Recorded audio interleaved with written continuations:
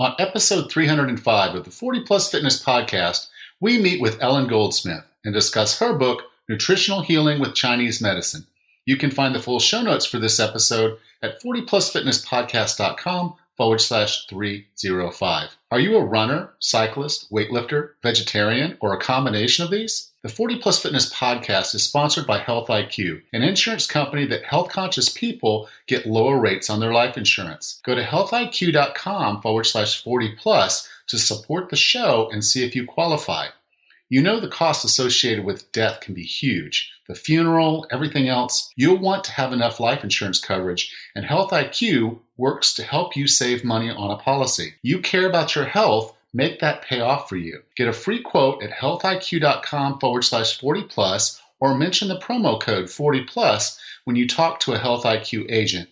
You might qualify for an awesome rate, and you'll help support the 40 Plus Fitness podcast.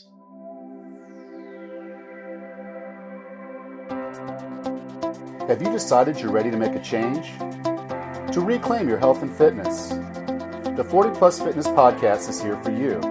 I'm your host, Alan Meisner.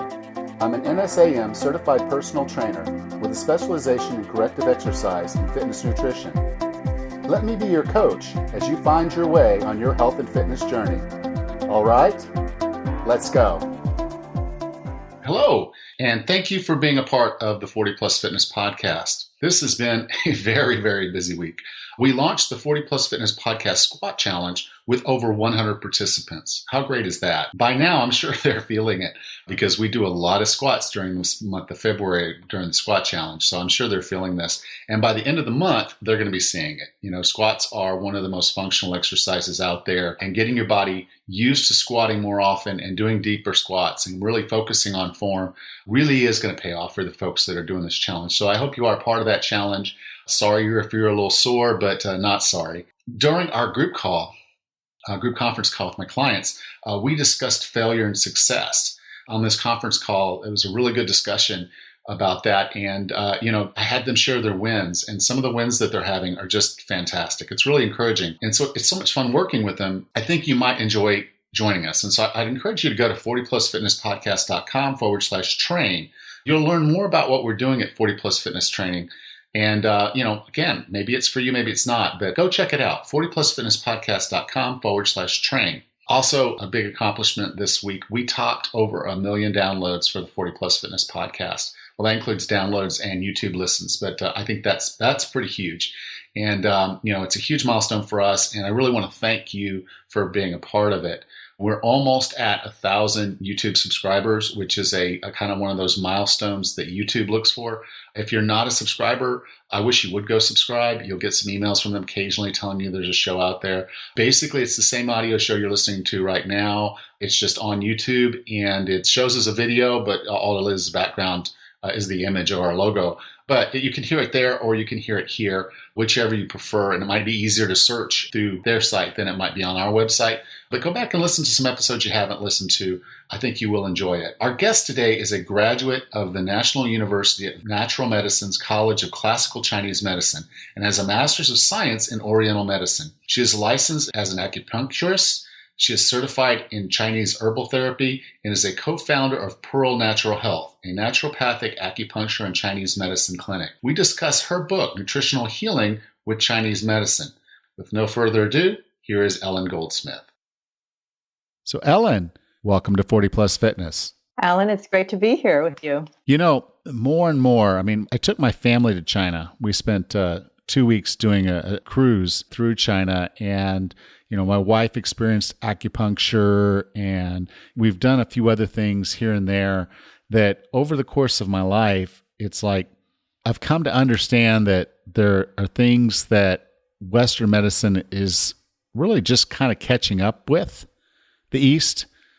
And it's interesting now looking at it to see how those things are really kind of coming together, how Western medicine and Eastern medicine are actually starting to recognize that each other has value. And so your book, Nutritional Healing with Chinese Medicine, and it had recipes in it, so I'm a big fan of food. So it's like, yeah. So, it's like, okay, let's check this out. And so I was really excited to bring you on the show. Well, thank you. So when we talk about Western medicine, I mean, can you kind of give us just an idea of, that story of it, where it's coming from, how it was developed, that kind of thing? Western medicine or Chinese medicine? Chinese medicine, yes. I mean, sorry, Eastern medicine, yeah. Chinese medicine, yes.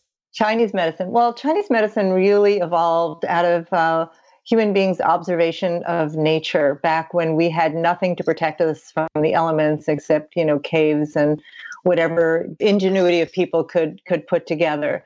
So basically, when you're out there in the elements, when it's hot outside, when it's cold outside, when it's damp, when it's dry, when it's windy, and we have these experiences. And the Taoists, who really originated Chinese medicine, and that is a practice really steeped in nature, started to observe that what was happening outside really was also happening inside the body. It can be too hot outside.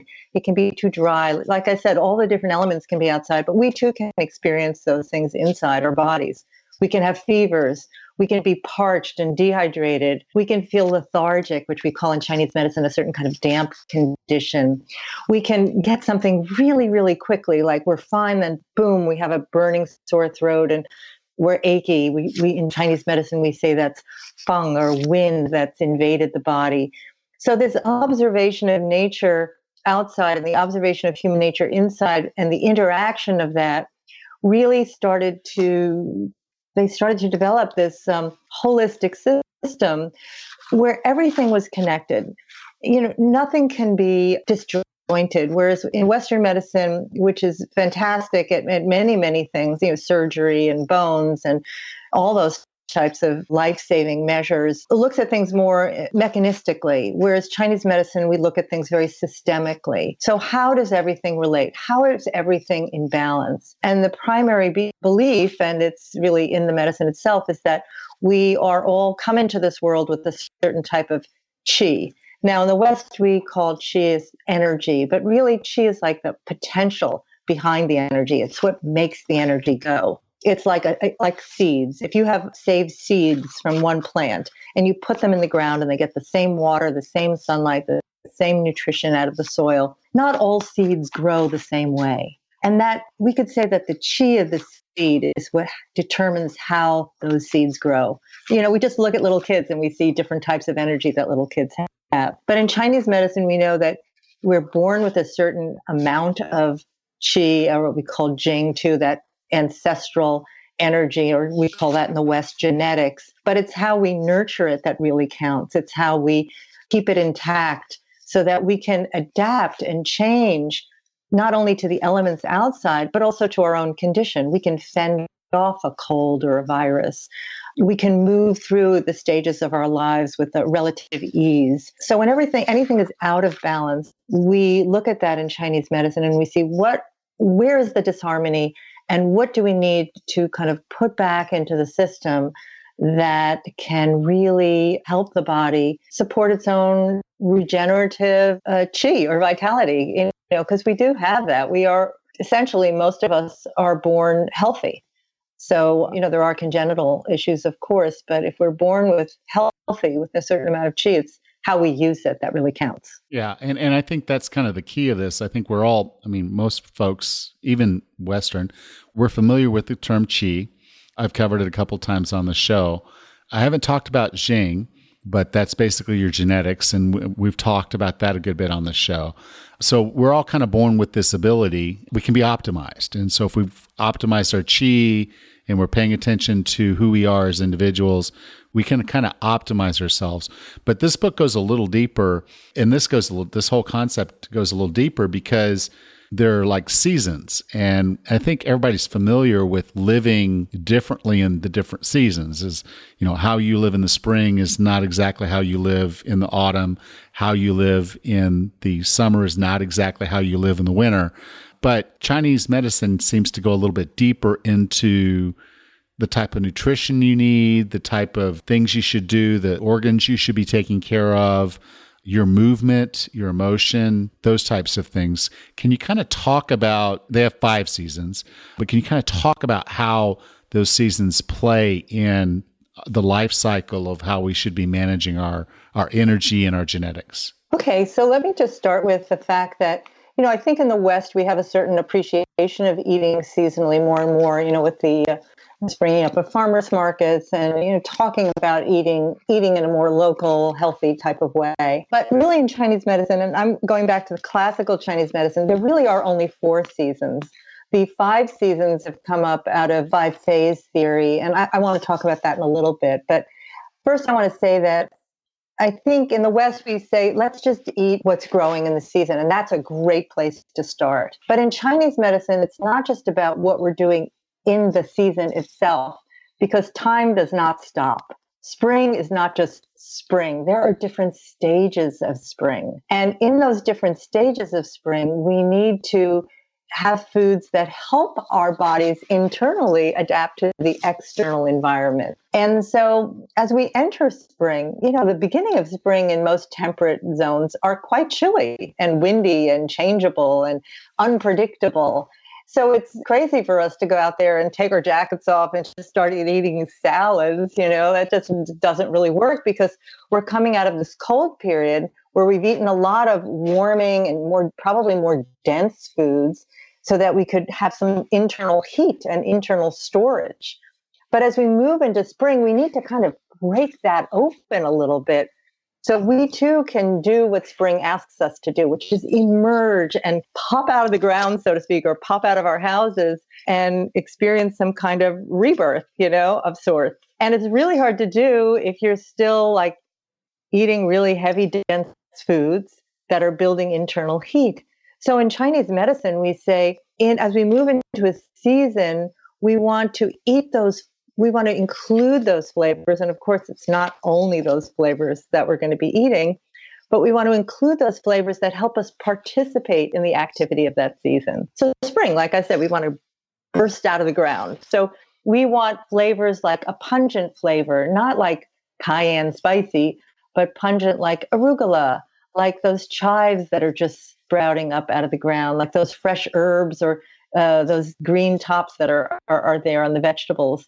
We want to also be able to relax a little bit, because we are coming out of this kind of hibernation. So the sweet flavor is very nourishing and balancing, and that helps us relax. So we use flavor really to help us participate, like helping our body to open up to the season, so to speak. But then we also want to realize that at the end of spring, as we move into summer, things are changing again. And so we have to kind of transition ourselves.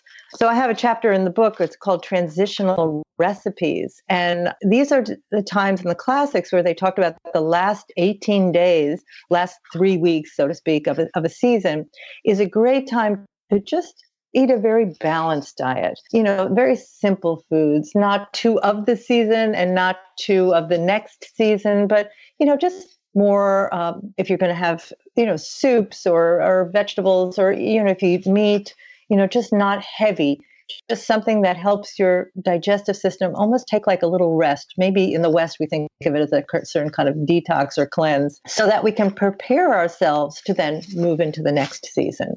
So that 5th season that people think about a lot in Chinese medicine, which is mostly commonly called late summer, is definitely a very distinct and important time, because it's that pivot from the most expansive time of the year that we call that young, abundant, exuberant period of summer, where we're in that late summer period, again, in most temperate zones.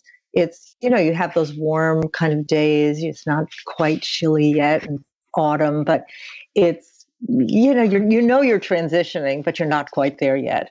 And that is that transitional period that in the classics we talk about happening at the end of each season. But yes, that pivot time of late summer is quite distinct, because we're moving from, like I said, that young, exuberant time, and we're moving into a more yin, descending inward time. So it's a very important pivot and transition point. Yeah, it's funny. I recall when I was young, I guess I was 20, and I had taken this job working offshore, and the foreman asked the crew, does anybody know how to cook? And I said, well, I can cook. And he said, okay, cool. Then you'll pull kitchen duty, which was actually pretty sweet, because it was 100 degrees outside at 90% humidity in Louisiana, just very uncomfortable. But I would cook breakfast, and I would clean in the morning, and then I'd cook lunch, and then I'd work the afternoon. And then I'd come in and I'd cook dinner. And one night I cooked chili for dinner, and I didn't think anything of it at the time, but chili is not a food that you serve people in August, apparently.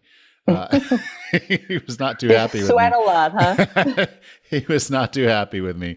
It was a great chili, I thought, but yeah. And so that's why, again, I kind of resonated with the whole, there are flavors, there are things, and you think about them seasonally. People are going to want kind of that, like you said, that savory, filling, warming thing during the winter. And they're going to want something fresh and energizing during the spring. And the recipes you actually have broken down in those seasons. So it's very easy for someone to go and say, okay, well, we're in the winter season now, but it's about to warm up. I'm fortunate enough to live in Florida, so we warm up pretty soon. So I'll be transitioning into the spring stuff pretty soon here. And you're up in Oregon, right? Yes. So you're still in the winter stuff. And I think, that's the other aspect of this is across even the United States, we might be in different kind of seasonal sets of what's appropriate and how is it going to serve the body. Well, I think you bring up a really good point that in different parts of the country or in parts of the world, the seasons are different. Like Louisiana and Florida, it never gets the way it is up here in Oregon. But I'm from New York City, where it's really different than Oregon. I was there a couple of weeks ago, and it was 10 degrees, and here it's like 49 and gray and damp. So all of us that live in different parts of the country or the world experience seasons really, really differently. But I just want to go back to your chili that you made. That's not too bad in summer if you balance it with something that's light and fresh and cooling, because we need a little bit of hot in summer, because summer's not going to last forever. And it's going to get cold. So I think a lot of the mistakes that people make in summer is that they eat so many cooling foods that by the time autumn comes around, they're cold. So we need just a little bit of heat in summer to kind of keep that pilot light lit so that we have that little heater inside of ourselves as we move into autumn. So if you have that kind of more heavy kind of dish that, sometimes people really like, doesn't matter what season, as long as you balance it with something, that is more appropriate to the season and goes with the meal itself, it could be okay. Yeah. Well, that was my fail. I did okay. We all have to, that's a good point though. We have to fail in the kitchen because we have to find out what works. It's like a laboratory in there, Yeah. That was my fail. I did fail that, but again, everybody was hungry. Everybody got it fed. I felt like I had done my job, but That's good. That's good. But I want to go back to one point you did say that I can't stress enough how important this is eat local. Because what your local produce is, what's happening locally there is actually going to put you on the right path to eating the right things. The fruit that comes out in the early spring is going to be the fruit that you should be eating. The vegetables that come out in the summer and the fall are the vegetables that you should be eating based on where you are and who you are. And you can walk into a grocery store and that food is grown all over the world and shipped in for you, but that's not food that was grown for you. Yeah, that's a good point. And I think from the Chinese medicine perspective, even before the Chinese medicine perspective, that's just common sense. If it grows there, it's really fresh and it tastes really good. There's nothing like taking a fresh strawberry off the vine or a fresh tomato off the plant, or picking a string bean, and the sweetness and the crispness of it just kind of enters your body and you feel great. But what's inherent in that freshness is qi. And that means that you are ingesting vital food that's going to bring you vitality. If something has traveled 3,000 miles, and maybe you really do want that tomato for some dish you're going to make in the winter, but it's not going to have much qi of flavor, or it's going to have a little bit less nutrition if it's traveled a big distance. So I think if your listeners live close to a farmer's market, if you do have the good fortune of having a market that carries local produce, explore it. It may be different for you. It may be a new flavor, but I always try to get my patients to just Try one new vegetable or fruit a week. Try something new and see how you like it and find a good recipe for it. And I think in our book, we have a lot of very common foods, but we have some unusual foods. And we have a lot of resources for people where people can find these foods. But try them because they may take a while to get used to, but they're fantastic and they're nourishing and they're kind of exciting too. Sorry to break in like this, but I do have to talk about our sponsor. That 40 Plus Fitness podcast is sponsored by Health IQ, an insurance company that helps health-conscious people like runners, cyclists, weightlifters, and vegetarians get lower rates on their life insurance. Go to healthiq.com/40 plus to support the show and see if you qualify. Thank you. One of the cool things, and as I got into the book, and this is, I guess I expected this, but it kind of took me a little while to get my head around, okay, you can eat a particular food or set of foods for a particular ailment, and it can help you. I mean, the first one I'm going to talk about, cholesterol, I think people know. It's like, okay, you can eat certain foods, and that's going to adjust your cholesterol. But some of the others were a little interesting. But let's start with cholesterol, because I think that's the easiest one for us Westerners to wrap our heads around. Well, cholesterol is really, really interesting because, of course, the conventional thinking used to be meat and fat from a Western perspective. Let's start with the Western perspective first. But actually, it's been found that it's not the meat and the fat so much. It's more the refined carbohydrates. And for some people, it's just carbohydrates, whole grain or not, that creates plaque and raises cholesterol. From a Chinese medicine perspective, we look at cholesterol as an excess condition. It means you're ingesting something, your body's not able to metabolize it and eliminate what it doesn't need, which is a function of what we call the stomach and spleen, which I talk a lot about in the book. But it's an excess condition that needs to be cleared out. So first thing we have to do is we have to eliminate the obstacle to cure. And so I hate to say it to all of you listening, but you have to cut certain things out. Because if you don't cut those things out and you eat the other foods on top of that, your condition doesn't have the opportunity to change. So if we look at it from a Chinese medicine perspective, and it's a damp and excess condition, damp means like phlegm and mucus. And even in Western medicine, cholesterol is an inflammatory condition. You have to figure out what are you eating that is contributing to that. Now, for some people, it's a lot of, pork and beef and fried foods and greasy foods, et cetera, et cetera. Other people, it's a lot of carbohydrates in addition to that. Everybody's different because we all have different constitutions. We all crave different things. So you've got to really get rid of those things. And you've got to include the bitter flavor, which in our culture, the bitter flavor is mostly coffee, chocolate, and beer. But I'm not talking about those things.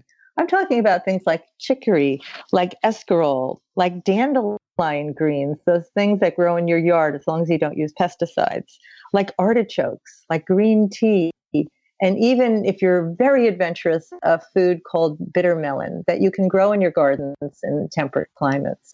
It's an Asian vegetable, but it's very effective, and it's very effective especially for treatment of diabetes. But, including things such as mung beans, which are nourishing and clear out a lot of excess in the body, including fish, moving maybe more away from warming meats like beef and chicken and pork, including more nuts and seeds. And seaweeds are another food that are really underutilized in this country. Now, you live in Florida or you're from Louisiana, and any coastal people anywhere in the world has always eaten sea vegetables. And sea vegetables are incredibly detoxifying.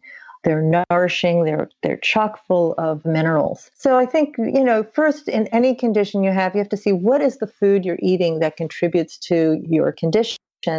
And then understanding the flavor and the natures of food. That means is it warming or cooling, and the therapeutic action of food that you can start to include in your diet. It's not like you have to eat it all the time and huge portions of it, but just including it in your meal, having a little bitter food at every meal helps to just always make sure that any excess in the body gets to be cleared out a little bit. So one of the interesting ones that I saw was the PMS Painful Mincy's thing. And so I was like, okay, that's going to be a good one. If we can share that, that's going to help a lot of people. So please share. Oh, I will. A lot of women suffer from PMS or painful menses cramps, like usually in the first day or the second day. And first, I just want to say to my sisters out there, stress is always a huge component in this element of these conditions. So it's really important to take care of ourselves and and to honor the rhythm of our bodies that we're going through. And so part of that is knowing when our periods are coming and knowing if we suffer from these things, that we can start to adjust our diet around 7 to 10 days before you get your period. And it's really important to eliminate those foods that are congesting. From a Chinese medicine perspective, we say that congest the liver, because the liver, from a metaphoric point of view and also on a physiological level, is really responsible for the circulation of energy throughout the body. In Chinese medicine, we say it's the center of it controls the harmonious flow of qi in the body. And whenever we have excess stress, excess tension, excess foods or foods that we can't metabolize, the liver can become congested. Fatty foods, of course, are those things. I would say a lot of heavy baked goods or crackers, things that dry out the body, or just are solid, things like that, or can be really, really tough. Another thing is a lot of women have cravings for ice cream or cookies, or, you have these food cravings, which is really because of the hormonal fluctuation. And you've got to resist them, because that just throws your whole hormonal balance into a tizzy. So, dark leafy greens, you cannot get enough of dark leafy greens. These are cleansing. They help ease the liver congestion. They're nourishing. They bring minerals. So you have more calcium in collard greens than you'll have in a cup of skim milk. Sea vegetables, like I said, for cholesterol, sea vegetables are also very good because of the high mineral content. So you want to get rid of those foods that are really cold and ice cold drinks, foods right out of the fridge, those cold smoothies that you're drinking, trying to get healthy.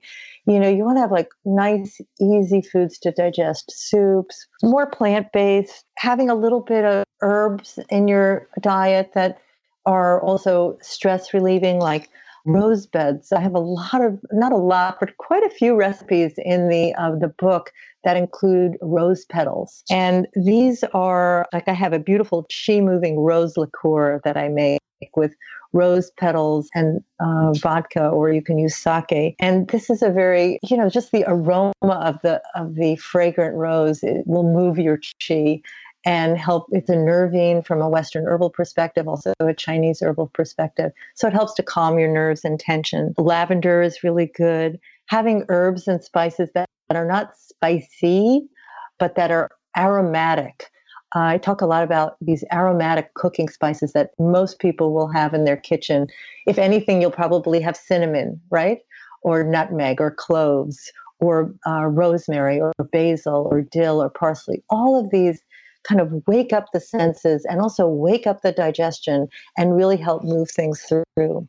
Eating foods such as fish, salmon, halibut, foods that are high in omega-3s are also beneficial. But I also would just recommend that if you do suffer from PMS and painful menses and you are adjusting your diet and you're still having some problems, to go get an acupuncture treatment. They're enormously helpful. Or to see your acupuncturist and get some herbal remedies that can also help to ease that stress and tension. I've helped a lot of women with changes in diet and also acupuncture and herbs. So I think, there is help. And I think you also have to honor, if it's a hard time for you, any rest you can give yourself, or some restorative yoga, not like hot and heavy exercise or yoga, gentle walking, things that nourish you and make you feel more at ease are really, really important. You mentioned cravings, and I think the one I've heard the most of is chocolate. So what are your thoughts on that? I love dark chocolate. It's wonderful. But, a lot of the cravings for chocolate, I think, are twofold. One is there's a lot of magnesium in chocolate from a Western perspective. And I don't think many people get enough magnesium in their diet. And that's where you're going to get it with your dark leafy greens. You're going to get it with sea vegetables. You're going to get it with some fish. nuts and seeds, etc. So it is a magnesium craving of sorts. Of course, it is a sugar craving, but that bitter, dark flavor of chocolate is not so bad. A little bit is okay. I think a little bit's okay. It's the milk chocolate with the high number of grams of sugar. One little serving of chocolate should be pretty low in sugar. So you got to get really dark chocolate. Yeah, yeah. So we talked one end, and unfortunately, again, I love women, just love what you guys go through. I'm glad I don't have to. I just really every day. It's like, but you're dealing with PMS and menses for parts of your life, and then now you're dealing with perimenopausal and menopausal symptoms. But you also have some solutions for that. Yeah, I do. I think hormones. Again, I think we underestimate the importance, the role of stress in hormonal changes, and so puberty is enormously stressful, not only on kids, but on families, right? And perimenopause can be enormously stressful on women. And all the kind of unfinished business rises to the surface. Women wake up at 3 a.m. and can't get back to sleep until 5. 2 hours a night, 1 to 2 hours a night, loss of sleep during a week, you're losing 1 night of sleep. So then that creates more stress on the body. So it is a huge transition. And I would say it's like late summer. It's the huge pivot from a yin and yang, more yin-yang balanced period in one's life to a real depletion of yin. In Chinese medicine, we say that, this period is when a woman's blood and dew starts to dry up. And I think women start to experience that, with their skin and vaginal dryness and depression and mood swings and sleep issues, which is a real yin issue, because at night, if the yin cannot hold the yang and the yang bursts forth, that's that waking up at 3 a.m.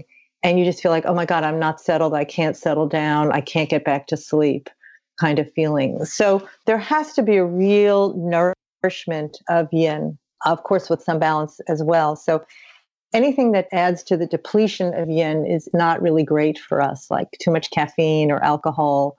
Again, I'd say crackers, chips, popcorn, eating lots of that. That's not that great either because it's really dry and it just won't, which is more yang, and it will not contribute to the building of your yin, which you really need to conserve.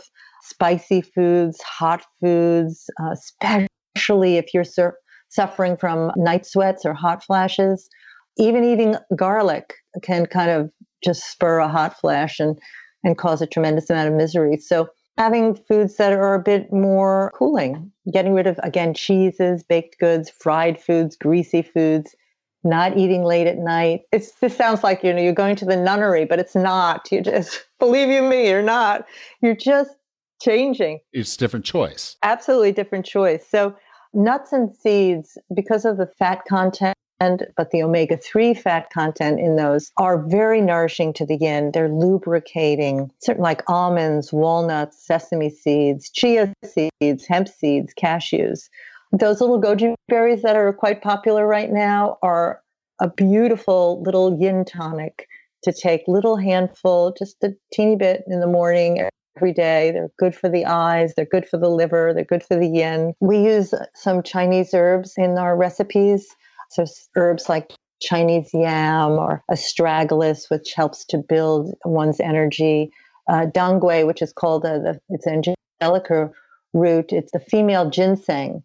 It's very nourishing to the blood. And for a woman, blood is our essence. And when our essence starts to dry up, when the ovaries stop functioning, we still need to nourish our blood. We still need to nourish our yin. I would say to include those nice, again, nervine kinds of teas that I talked about in PMS.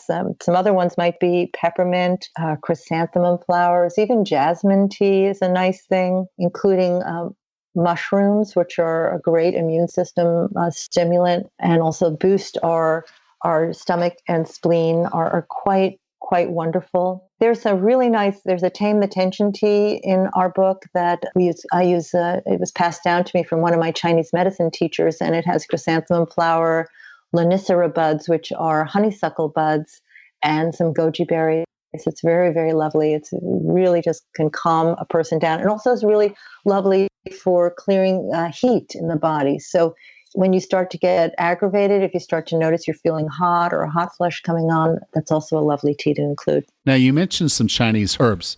And so if I'm looking for Chinese food or, sources of those types of herbs or other things that are in the book, what's your ideas on where I could go to get those things and get the right quality of those things? Because I hear ginseng and I'm like, there's a Walmart version of ginseng now. And I'm like, oh, I don't think that's probably all that good. If it's organic, it's okay. Okay, yeah. But, I guess the whole point was where are some good sources for us to go look for these kind of things to make sure we're getting the good stuff? Absolutely. Well, I definitely would recommend if you're living in a town where there's an acupuncturist, you can always go to an acupuncturist or you have a Chinese herb store. Of course, we're graced with that in Portland because we have 2 Chinese medicine schools. So we have a lot of sources here and a lot of herb suppliers. But that's your best source because you really do want, if you're getting herbs from China, you want to make sure they are tested for heavy metals and pesticides because it's a huge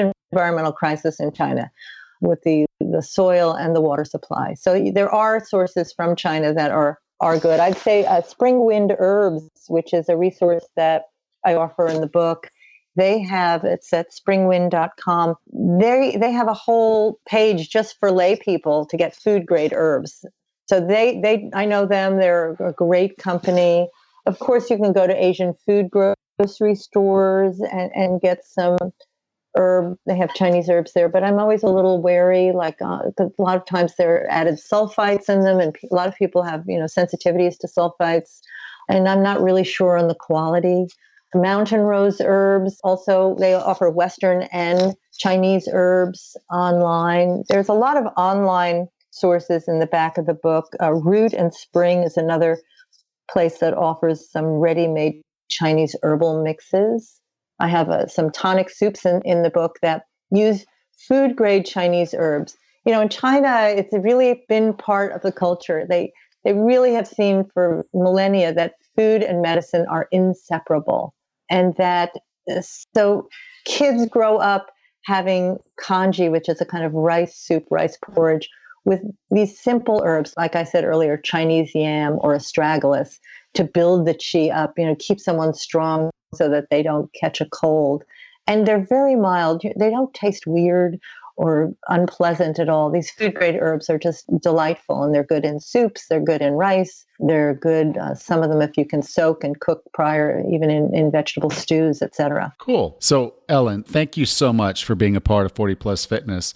If someone wanted to get in touch with you, learn more about the book, where would you like for me to send them? Well, if you want to get in touch with me, you can certainly email me at Ellen G, ELLENG, at pearlnaturalhealth.com. I'm happy to talk with you. The book is available on Amazon. It's available at Barnes & Noble. They say it's available at bookstores everywhere. But if it's not available at your bookstore, ask them to get it. Ask for it, yes. Yeah, ask for it. They'll do that. If you want it in your library system, get it. I'm happy. I love to talk to people about the book. So I think that's really the best place to get it and to be in touch with me. Cool. Well, this is episode 305. So you can go to 40plusfitnesspodcast.com/305, and I'll be sure to have links to the book and to Ellen there. So again, Ellen, thank you so much for being on the podcast. Oh, my pleasure, Alan. Thank you. Did you enjoy today's show? I hope so.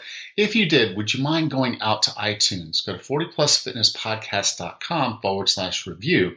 That'll take you to iTunes where you can leave us a rating and review. And this is really important because this helps the show get noticed. We would not have gotten to 1 million downloads if it had not been for the great ratings and reviews that we have out on iTunes. So please go to iTunes, take a moment, subscribe to the show, and give us a rating and review. Thank you. Next time on the 40 Plus Fitness Podcast, we meet Rip and Jane Esselstyn and discuss their book, Engine 2 Cookbook. Until then, have a happy and healthy week.